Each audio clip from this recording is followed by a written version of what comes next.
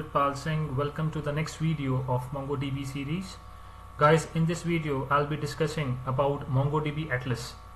So what is MongoDB Atlas, right? You can see now in front of you I've already opened up the MongoDB Atlas interface. Actually I've just logged into it and this is how it looked like. So what is MongoDB Atlas, guys? So MongoDB Atlas is a cloud service which is provided by MongoDB. Actually it is built for those developers who want to spend time building applications than managing databases. Guys, this service is available on AWS, Microsoft Azure and GCP, Google Cloud, right? So you can see now how it look like. This is the interface, and if I just explore it, this is what the different options I'm having. Guys, if I just make you see how this cluster is look like, just click on this edit configuration. So when I click on edit configuration, guys, you can see its credentials, its characteristics. This is the configuration of this cluster. This is my location, Mumbai. This is the you can see that cloud provider is AWS, Mumbai AP South 1. You can select from these services. That's I've already told you, right? It's a free plan actually I'm using. That's why I'm getting 512 MB storage. And it is actually a kind of a cluster which is consisting of 3 nodes, right? 3-node cluster I'm using, which is available freely, but you can see the other plans are also available. If you want to upgrade yourself, guys, you can just do this via paying this much of amount, right? This is the this is how the clusters look like, right?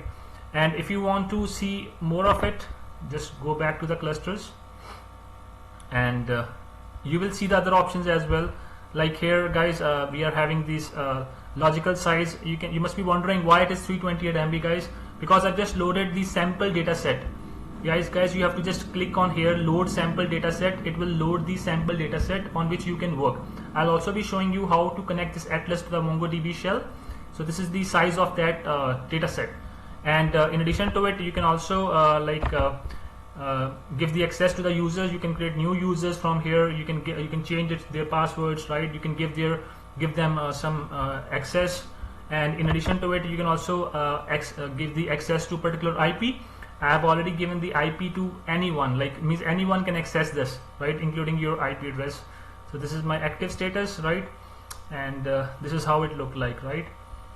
Alright, so now I'll be showing you how to connect this interface to this MongoDB Atlas, and what are the default collections they are providing, what are default databases they are providing. Let's see. So actually I'm running it on a virtual machine. Alright, so you have to just click, we have just give this interface, give this command, right? Enter 123 my password. You can see I just logged in. Now it will be behaving like a regular shell. So you must be wondering from where I got this command, right? Actually I got this command from the MongoDB itself, from this Atlas itself. How? You just have to go to this. Sorry, you have to click on connect. When you click on connect, I want to connect with Mongo shell, click here and click here that I am having a MongoDB Mongo shell installed. You can see now this is the default connection string which they are providing us. Copy and paste it over there, right? And you have to give the password whatever you have specified, right? So you can see now it has been connected. So now you can run your regular commands like show DBS. These are databases, and show collection. Let's suppose I want to use sample training. All right, so now I want to see the collections. Show collections, right? You can see. So it means that they are providing us some default data set in which we can try or test our queries, guys. So I hope you must have got some information about MongoDB Atlas, which is a cloud service provided by MongoDB, and this is how it looked like, right? And this is how you can connect to the MongoDB to the Atlas via MongoDB shell. Thanks for watching, guys. Now I'll see you next video in which I'll be discussing about operators. Thank you.